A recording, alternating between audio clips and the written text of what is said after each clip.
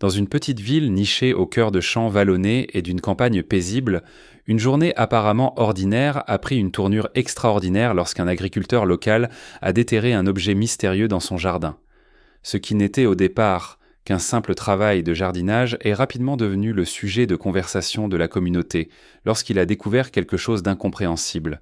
Un artefact massif et étrange enfoui sous des couches de terre et d'histoire. Quel secret cette relique antique pouvait-elle bien receler? Et comment a-t-elle pu se retrouver sous les paisibles champs de l'agriculteur? Rejoignez-nous pour explorer 20 découvertes fascinantes d'un objet massif trouvé dans des jardins et l'incroyable histoire qui se cache derrière son identité surprenante. Numéro 20. Os de dinosaure. Un propriétaire portugais a fait une découverte étonnante lors de travaux de construction dans son jardin. Au milieu des fouilles et des travaux de construction, il est tombé sur des fragments d'os fossilisés. Désireux d'en savoir plus, il a contacté des paléontologues. Leurs fouilles ont révélé quelque chose de vraiment remarquable. Ces fragments d'os n'étaient un temps qu'un petit aperçu d'une découverte bien plus importante. Enterré sous son jardin se trouvait le squelette massif d'un dinosaure de 25 mètres de long, ce qui en faisait le plus grand squelette de dinosaure jamais découvert en Europe.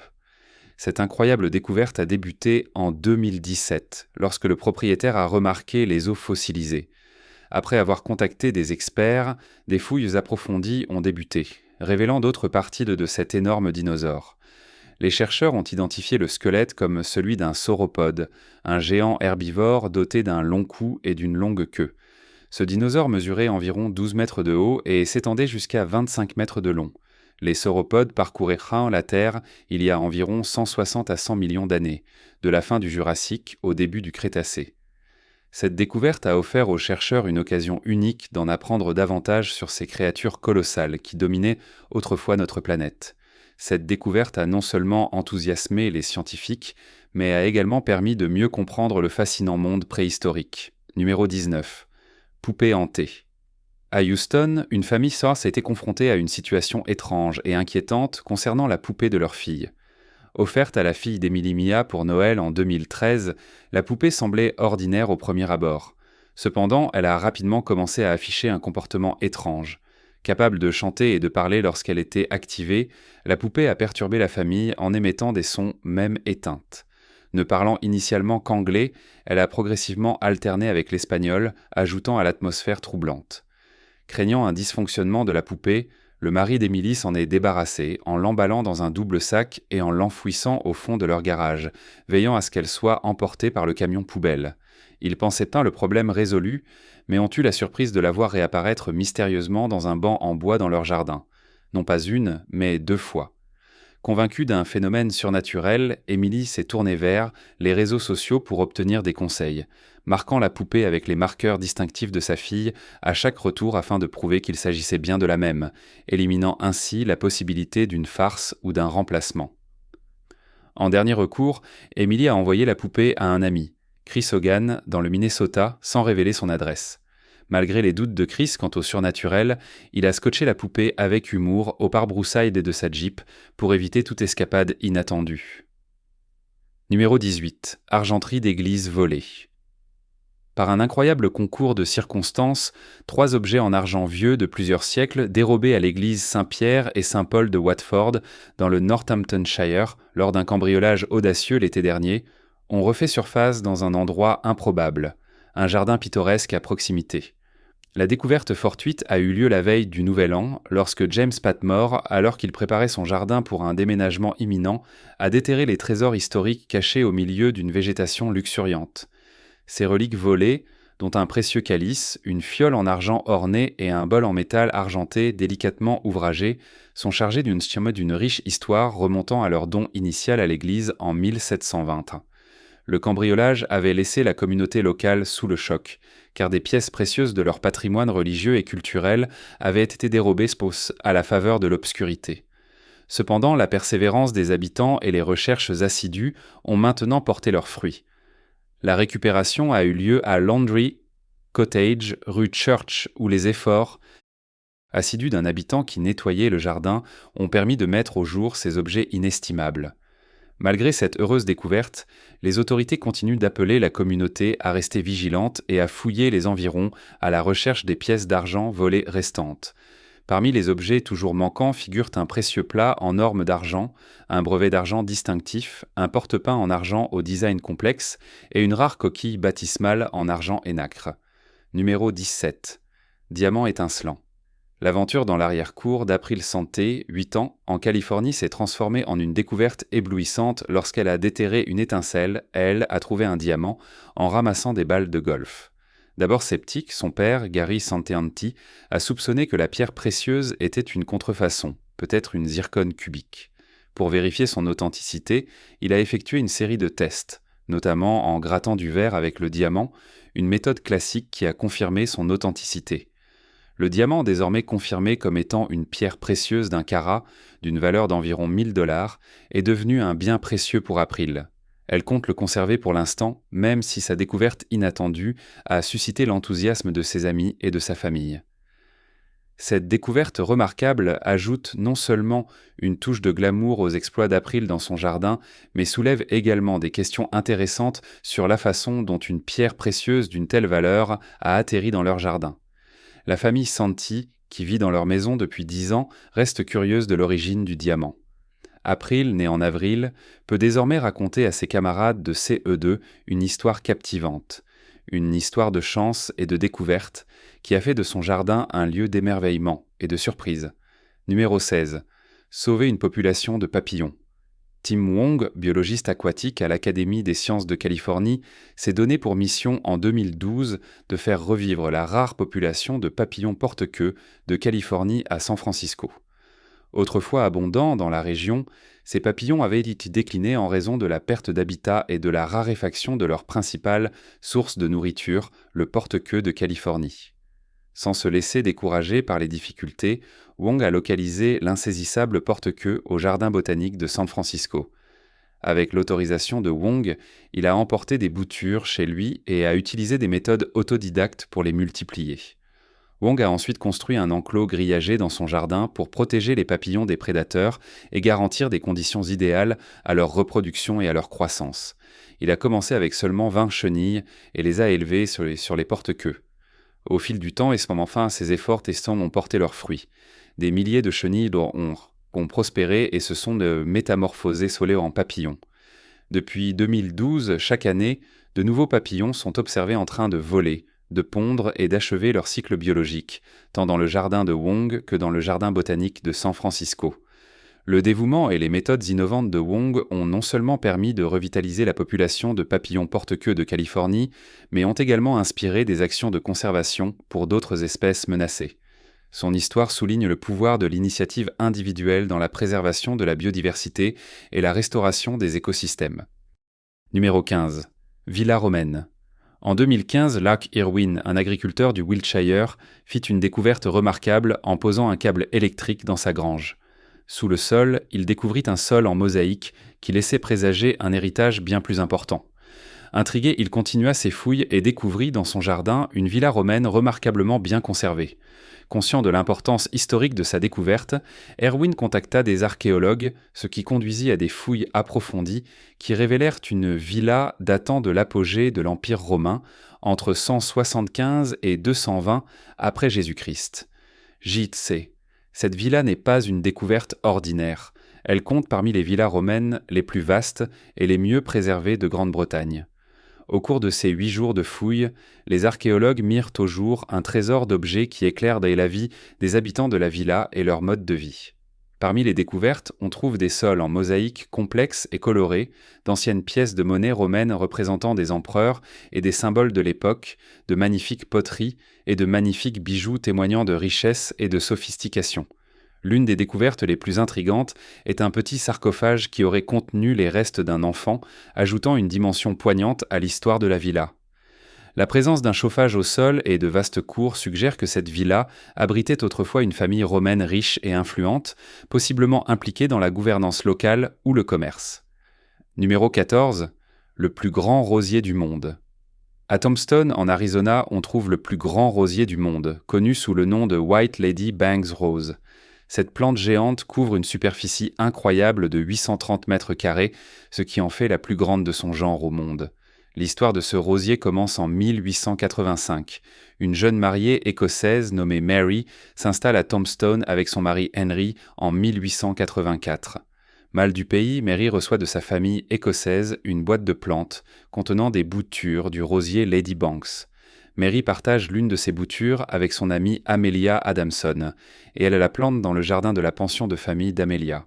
À leur grande surprise, le rosier prospère dans le désert aride de l'Arizona.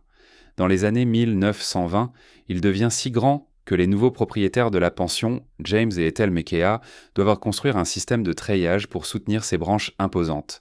Cette structure permet non seulement au rosier de continuer à pousser, mais crée également une terrasse ombragée qui devient un lieu de prédilection pour les invités.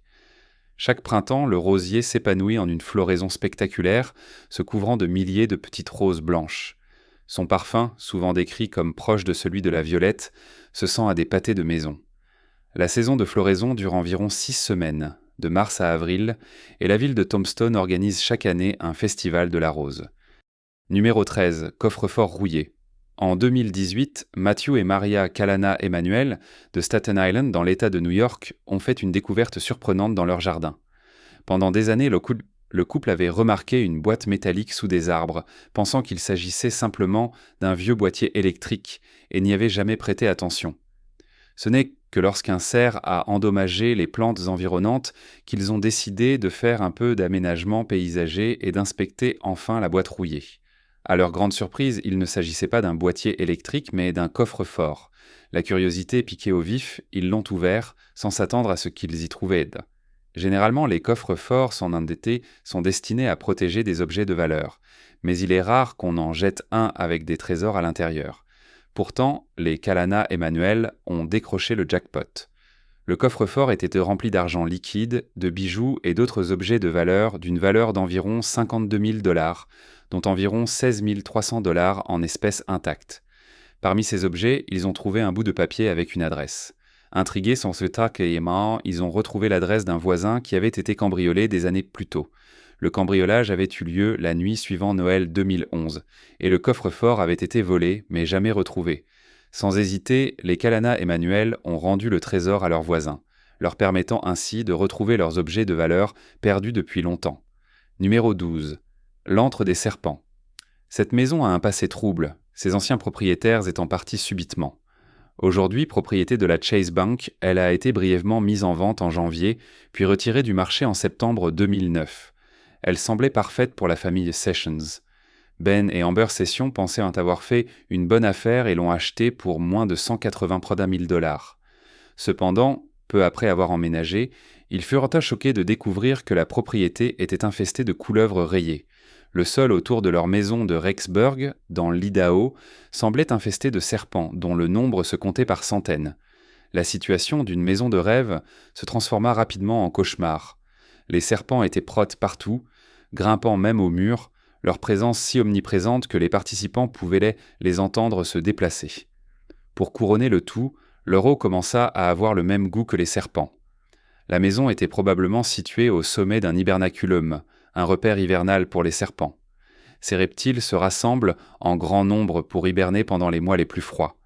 Selon Rob Cavallaro, biologiste de la faune sauvage au département de la pêche et de la chasse de l'Idaho, au printemps et en été, les serpents se dispersent dans le sud-est de l'Idaho. Cependant, lorsque les températures baissent, ils retournent dans ces tanières pour se blottir les uns contre les autres et se reproduire au printemps. Numéro 11. Une immense ruche. Caroline Walker sort de sa maison à Salina, au Texas, et pénètre dans son jardin où un havre de paix naturelle s'offre à ses yeux. Grâce aux efforts de ses voisins, le jardin regorge d'arbres variés et d'oiseaux foisonnants. Cependant, la suite des événements a pris Walker par surprise. Lors d'une taille de routine chez son voisin, une ruche colossale a été découverte, accrochée à l'un des arbres. Pour gérer cette découverte inattendue, Caroline Walker a fait appel à Rainy Rogers, un apiculteur chevronné, passionné par son hobby depuis près de 13 ans. Rogers, également maire pro tempore de McKinney, au Texas, a relevé le défi avec enthousiasme. Connu pour son dévouement à l'apiculture et à ses responsabilités civiques, Rogers a considéré le retrait de la ruche comme une véritable œuvre d'amour et de service communautaire. La ruche elle-même était une merveille à ses yeux, un véritable trésor d'apiculture. Sa taille sans précédent dans son expérience l'a incité, lui et son fils, à la déplacer avec soin dans leur jardin à McKinney. Animé d'un profond respect pour la nature, Rogers a souligné que la relocalisation des abeilles sans danger était une mission qui lui tenait à cœur. Sur sa propriété de 6000 m², il a transféré la ruche avec le plus grand soin, préservant chacun de ses 15 à 20 rayons de miel. Numéro 10. Bague en diamants. En vain, Mary Grumps, une résidente de l'Alberta, au Canada, s'occupait avec diligence de son jardin lorsqu'elle a vécu un moment déchirant. Elle a réalisé que sa précieuse bague en diamant avait disparu. Malgré ses efforts de recherche minutieux, la bague semblait avoir disparu sans laisser de traces. Craignant une déception pour son mari, Mary a décidé de remplacer la bague perdue par une bague similaire, moins chère, s'accrochant à l'espoir de retrouver un jour l'original. Les années se sont transformées en une décennie, puis en 2017, une découverte surprenante a eu lieu. La belle-fille de Mary, Colleen Daly, récoltait des carottes dans le même jardin où la bague avait été perdue. Alors que Colleen déterrait une carotte particulièrement robuste et commençait à nettoyer le sol, elle a remarqué quelque chose qui brillait au milieu de la terre. À sa grande surprise, la carotte avait poussé à travers la bague manquante, le légume étant maintenant orné comme un doigt miniature portant un anneau serré. Avec le légume étant maintenant orné comme un doigt miniature portant un anneau serré. L'anneau qui entourait étroitement la carotte avait retrouvé son chemin après 13 ans. Cette histoire remarquable a non seulement réjoui Mary, aujourd'hui âgée de 84 ans, mais a également fasciné la communauté locale et attiré l'attention des médias. Numéro 9. Un ver de terre d'1 mètre de long. Par un après-midi ensoleillé à Christchurch, en Nouvelle-Zélande, le jeune Barnaby Dignan, 9 ans, explorait les berges de la rivière, près de la propriété familiale. Avec un sens de l'aventure typique de son âge, Barnaby creusait lorsqu'il fit une découverte remarquable dans l'eau. Un ver de terre massif, comme il n'en avait jamais vu auparavant. Fasciné plutôt qu'effrayé, il examina attentivement la créature, remarquant sa taille impressionnante. Ce ver de terre n'était pas seulement grand pour la région, c'était un parfait exemple de Megascolith australis, communément appelé le ver de terre géant du Gippsland. Ces vers sont originaires d'Australie, où ils vivent que dans les sols profonds et humides des zones forestières intactes. Leur taille imposante peut atteindre jusqu'à 3 mètres de long, ce qui en fait l'une des plus longues espèces de vers de terre au monde. L'audace de Barnaby, qui a utilisé un bâton pour sortir le ver de terre de l'eau, a surpris sa mère, Jo Dignan, qui a d'abord trouvé la créature inquiétante. Malgré leur apparence intimidante, ces vers de terre sont inoffensifs et jouent un rôle crucial dans l'aération et l'enrichissement du sol. La présence d'une telle créature dans leur jardin a soulevé des questions. Les vers de terre géants du Gippsland sont rarement observés à proximité des habitations humaines, préférant les écosystèmes forestiers profonds riches en matière organique. Le mystère de l'arrivée de ce spécimen aux abords de Christchurch continue de susciter la curiosité des biologistes locaux et des amoureux de la nature. Numéro 8. Débris spatiaux. Dans le comté de Monroe, en Géorgie, le jardinage quotidien d'un habitant a révélé un mystère qui a captivé les autorités locales et les passionnés d'espace. En s'occupant de son jardin, il a découvert un objet métallique carbonisé et partiellement enterré qui a piqué sa curiosité. Après un examen plus approfondi, il s'est rendu compte qu'il ne ressemblait en rien aux débris courants trouvés dans les jardins ou ailleurs. Avec l'aide d'experts et d'une communauté de détectives en ligne, l'objet a été identifié comme étant un segment du tronc d'un vaisseau spatial Dragon de SpaceX. Cette section joue un rôle essentiel dans le soutien du vaisseau spatial lors de sa remontée en orbite.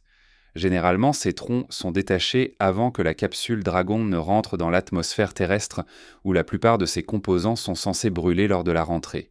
Cependant, il arrive que des morceaux comme celui-ci survivent au voyage ardent et reviennent sur Terre. Cette découverte a incité les autorités locales à réagir rapidement, qui ont immédiatement contacté la NASA et SpaceX pour vérification. Une analyse détaillée des matériaux et des techniques de construction de l'objet n'a laissé aucun doute. Il s'agissait bien d'un élément d'un vaisseau spatial SpaceX. Cette découverte a souligné le problème croissant des débris spatiaux avec l'expansion des activités humaines dans l'espace. Elle a également mis en lumière les efforts de collaboration entre les observateurs civils, les autorités locales et les agences spatiales pour surveiller et vérifier ces découvertes. Numéro 7. Abri de la guerre froide. En 2015, John Sims, un habitant de Tucson passionné d'histoire locale, a fait une découverte intéressante après avoir acheté une maison à un ami. Intrigué par l'histoire de la propriété, Sims a décidé d'approfondir ses recherches. Muni d'un détecteur de métaux, il a ratissé les lieux et est tombé sur une trouvaille inattendue à seulement 1 mètre sous terre, l'entrée d'un abri datant de la guerre froide construit en 1961 par Whitaker Pools. Cet abri, autrefois utilisé comme refuge pendant le climat politique tendu de la guerre froide, était tombé en ruine au fil des ans, encombré de gravats et de débris. Loin de se laisser décourager par l'état initial de négligence, Sims s'est lancé dans la restauration et la rénovation des lieux. Ses efforts visaient non seulement à préserver un pan de l'histoire locale, mais aussi à transformer l'abri en un élément habitable et fonctionnel de sa maison. En approfondissant l'histoire de l'abri, Sims a découvert des détails fascinants sur sa construction et sa fonction. Construit avec d'épais murs de béton et équipé des commodités de base pour la survie, comme des systèmes de ventilation et des fournitures d'urgence, l'abri témoignait des peurs et des préparatifs de son époque. Malgré l'absence d'autres souvenirs de la guerre froide, Sims est resté fidèle à sa vision. Créer un espace de vie unique qui honorerait l'importance historique de l'abri tout en remplissant une fonction pratique dans le monde moderne. Numéro 6. Étrange substance violette. Lynn Page et Mike Kulapia se sont réveillés un matin avec un spectacle étrange. Une étrange substance violacée était tombée du ciel, recouvrant leur maison de Schuster Avenue, leur terrasse, leur allée et même leur véhicule. Ils étaient en perplexe, se demandant s'il pouvait s'agir d'une fuite accidentelle des toilettes d'un avion, compte tenu des taches violettes et des résidus éparpillés partout. Inquiets pour leur santé et leur sécurité, ils n'étaient pas certains de son origine ni de sa composition, ce qui a créé un véritable désordre dans leur résidence. S'interrogeant sur la cause du problème, ils ont émis l'hypothèse d'un dysfonctionnement d'une valve quelque part, à leur insu.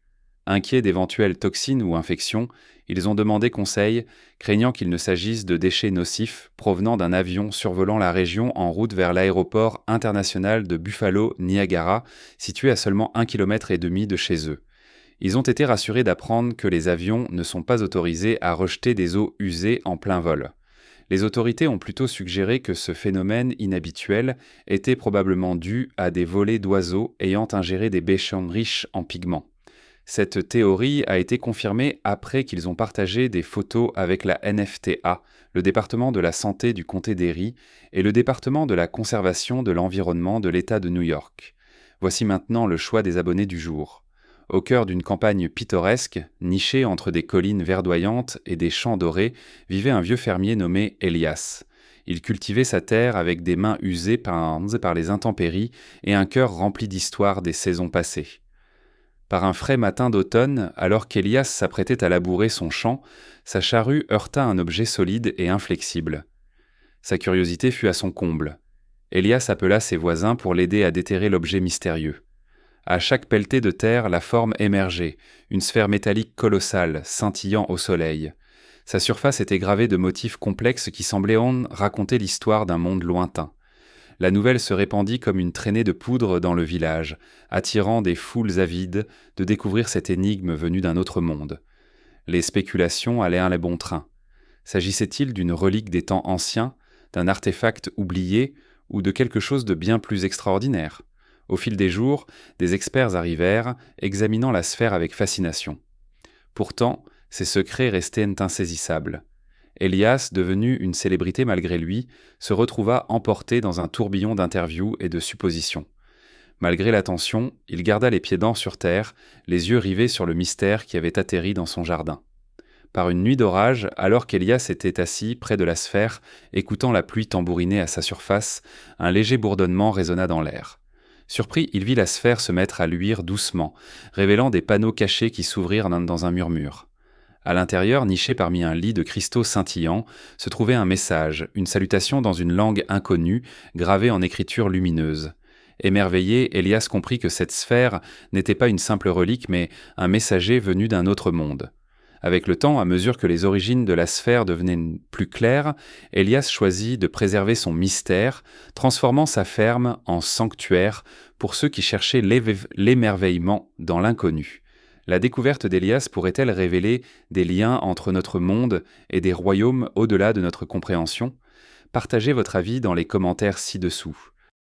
Numéro 5. Ferrari enterrée. La Ferrari Dino 246 GTS, à l'exception du concept spécial Dino Berlinetta de 1965, qui a atteint la somme astronomique de 4 400 000 livres, est l'une des Ferrari les plus célèbres au monde. Sa renommée cependant n'a d'égal que son passé énigmatique, enterré devant une maison de Los Angeles, suscitant une immense curiosité et une controverse. Enterré devant une maison de Los Angeles, suscitant une immense curiosité et une controverse. Aujourd'hui, Brad Howard conduit quotidiennement cette Ferrari de 1974, témoignage non seulement de sa superbe maniabilité, mais aussi de son incroyable histoire de résurrection. Howard a acquis la voiture après sa découverte surprenante dans un jardin où elle était cachée depuis des années. Malgré son histoire tumultueuse, Howard a juré de ne jamais s'en séparer. La saga a commencé lorsque la voiture a été volée à Rosendo Cruz, un plombier d'Alhambra, en Californie, qu'il avait destiné à offrir à sa femme. Malheureusement, elle n'a profité de la Ferrari que pendant environ 800 km avant qu'elle ne soit à nouveau volée, cette fois par un voiturier lors d'un dîner avec des équipages. Curieusement, les voleurs ont oublié où ils avaient enterré la voiture, la laissant introuvable jusqu'en février 1978, lorsque de fortes pluies l'ont exhumée dans le centre de Los Angeles, près de ce qui était autrefois une piscine. Howard a acheté la Dino peu après sa récupération et a confié sa restauration complète à l'expert Ferrari Giuseppe Capolonga. Numéro 4. Légumes explosifs. Pendant la Seconde Guerre mondiale et les conflits ultérieurs, les munitions non explosées sont devenues un héritage durable, disséminé sur d'anciens champs de bataille et des zones autrefois occupées par des forces militaires. Ces UXO comprennent des bombes, des obus, des mines et d'autres munitions qui, pour diverses raisons, n'ont pas explosé à l'impact. Les Nations Unies et d'autres organisations estiment qu'il existe encore jusqu'à 100 millions d'UXO dans le monde, présentant des risques pour les communautés et l'environnement. En Allemagne, un homme de 81 ans a récemment été confronté à un cas frappant d'erreur d'identité en jardinant. Alors qu'il s'occupait de ses plantes, il a découvert un objet sombre de 40 cm de long qui a d'abord fait craindre une bombe potentiellement dangereuse. Prudent, il a rapidement alerté les autorités, faisant preuve de prudence compte tenu des risques potentiels liés à la manipulation de tels objets. Cependant, après une inspection plus approfondie par la police, l'objet mystérieux s'est avéré être une courgette étonnamment grande, probablement jetée dans son jardin pour faire une blague ou par simple plaisanterie. Cet incident inhabituel souligne les défis permanents posés par les UXO et l'importance de protocoles d'identification et de manipulation appropriés, même dans des environnements apparemment paisibles. Numéro 3. Boules de bowling. La découverte par David Olson de 158 boules de bowling dans son jardin de Norton Shores à Muskegon, dans le Michigan, est une histoire fascinante de découvertes inattendues et d'histoires locales. Les boules, toutes estampillées de la marque Brunswick, ont été découvertes lors d'une rénovation de routine du jardin. Olson, qui ne s'attendait initialement qu'à une seule boule, fut étonné d'en déterrer d'autres à mesure qu'il creusait plus profondément dans le sol. L'importance de cette découverte va au-delà des simples chiffres. Muskegon occupe une place importante dans l'histoire de la fabrication de boules de bowling, grâce à la présence d'une usine de produits de bowling Brunswick depuis 1906. Cette usine était une plaque tournante pour la production d'une large gamme d'articles liés au bowling, des boules aux quilles et aux pistes. Dans les années 1950, il était courant de se débarrasser des boules de bowling endommagées ou défectueuses en les donnant aux habitants pour qu'ils les utilisent comme matériaux d'enfouissement. L'amende d'Olsen met en lumière cette pratique historique, suggérant que ces boules jetées ont été enterrées et oubliées au fil du temps. Malgré leur importance historique, de nombreuses boules déterrées par Olsen avaient subi des dommages qui les rendaient inutilisables. Cependant, chaque boule reste un lien tangible avec le passé industriel de Muskegon et l'héritage des produits de bowling Brunswick dans la région. La découverte d'Olsen a non seulement captivé l'attention locale, mais a également offert un aperçu des pratiques de fabrication et d'élimination d'une époque révolue, ce qui en fait une histoire fascinante de trésors cachés et de patrimoine industriel. Numéro 2. Os de dauphin préhistorique. Paul MacDonald, un père de famille de 44 ans originaire de Stirling, en Écosse, creusait simplement une piscine dans son jardin pour ses enfants en 2023. Il était loin de se douter que son projet de bricolage se transformerait en une découverte archéologique étonnante. MacDonald, représentant médical en orthopédie, utilisait une pelleteuse pour creuser la piscine lorsqu'il a déterré le crâne d'un dauphin. Reconnaissant ses caractéristiques distinctives, son long museau et ses rangées de dents, MacDonald a réalisé qu'il était tombé sur quelque chose d'extraordinaire. Les os bien conservés ont été retrouvés enfermés dans de l'argile, enterrés à environ 80 cm sous la surface et datant d'environ 8000 ans, une période peu après la dernière période glaciaire, lorsque la région était comme submergée par une mer intérieure. Outre les os de dauphin, MacDonald a également découvert un outil brisé fabriqué à partir d'un bois de cerf. Cette découverte suggère que d'anciens chasseurs-cueilleurs utilisaient un de ces outils il y a des milliers d'années pour transformer la viande de dauphin afin de se nourrir, un aperçu des premières de stratégies de survie humaine. Naturellement, MacDonald a peut-être épargné à ses enfants les détails les moins réjouissants de sa remarquable découverte. Finalement, des experts du Musée national d'Écosse ont pris en charge la sauvegarde et l'analyse approfondie des os de dauphin. Numéro 1. L'argent maudit. À Chicago, un homme nommé John s'occupait de son jardin lorsqu'il a mis au jour une découverte étonnante, une réserve de 150 000 $ en espèces enfouies sous le sol. Cette découverte inattendue a fait la une des journaux, suscitant curiosité et spéculation parmi les voisins et les médias locaux. Malheureusement, l'exaltation de John s'est vite transformée en tristesse. Peu après sa découverte, il a succombé à des complications liées au diabète, laissant derrière lui un héritage éclipsé par cet argent mystérieux. La nouvelle de son décès se répandit, et des discussions s'élevèrent quant à la propriété légitime de l'argent. Lors d'une réunion communautaire organisée pour régler l'affaire, la voisine de John, Madame Thompson, fit une déclaration surprenante. Elle raconta comment sa défunte mère, atteinte de démence et récemment décédée, avait nourri la conviction que l'argent était maudit. Selon Madame Thompson, sa mère s'était débarrassée de l'argent pour se libérer de cette malédiction. Une histoire qui suscita la sympathie et le soutien des personnes présentes. Coup de théâtre qui ajouta encore à l'intérêt de la saga. Madame Thompson obtint finalement la majorité des fonds découverts. Mais l'histoire ne s'arrêta pas là. Quelques jours seulement après la réunion, le père âgé de John, qui devait recevoir une petite part de l'argent en guise de commission d'intermédiation, fut victime d'un arrêt cardiaque soudain et grave. Il fut transporté d'urgence à l'hôpital, où il lutta pour sa vie dans un état critique. Parmi toutes ces incroyables découvertes d'objets massifs dans les jardins, laquelle vous fascine le plus ? Donnez-nous votre avis dans les commentaires ci-dessous.